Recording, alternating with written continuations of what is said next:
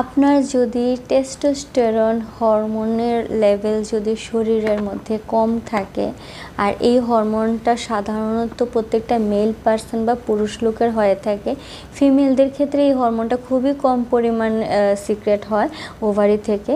আর কিন্তু এই হরমোনটার মেইন ভূমিকা হয়েছে প্রত্যেকটা পুরুষ লোকের বডিতে। আর এই হরমোনটা টেস্টিস গ্ল্যান্ড থেকে সিক্রেট হয়।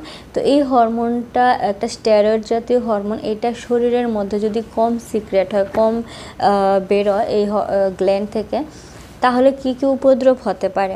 কিছু উপদ্রব আছে, সেটা শরীরের ভিতরে হয়, সেটা আপনারা কোনো ব্লাড টেস্ট না করে বুঝতে পারবেন না। আর কিছু উপদ্রব আছে সাইন অ্যান্ড সিমটম, যেটা এক্সটার্নালি হয়ে থাকে, সেটা আপনারা কিছু সাইন অ্যান্ড সিমটমের মাধ্যমে বুঝতে পারবেন।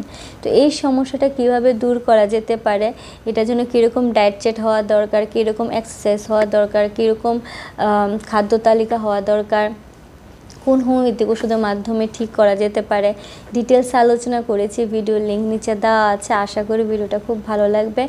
আর এই হরমোনটা যে কতটা গুরুত্বপূর্ণ প্রত্যেকটা পুরুষ লোকের ক্ষেত্রে, সেটা নিয়েও আলোচনা করেছি।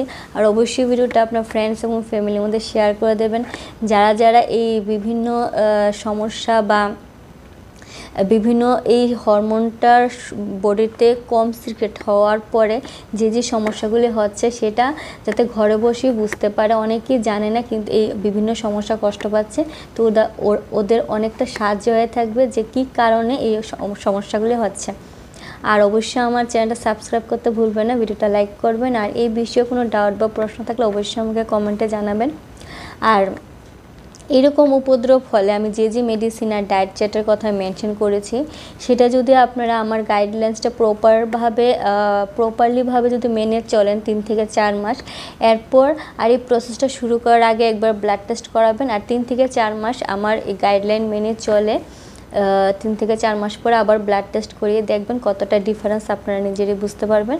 আর সঙ্গে অশ্বগন্ধা এবং শতাবরী পাউডার বা রুট পাওয়া যায় অনলাইনে, সেটা পাউডার পাওয়া যায়, সেটা অনলাইনতে বা যে কোনো মার্কেটে যে কোনো দোকান থেকে পারচেস করে নেবেন। কিনে হাফ চামচ করে গরম দুধের মধ্যে দিয়ে এই 1 থেকে 2 মাস কন্টিনিউ খাবেন। আর আমার এই প্রসেসটা কন্টিনিউ করবেন, আশা করি ভালো রেজাল্ট দেবে। Thank you.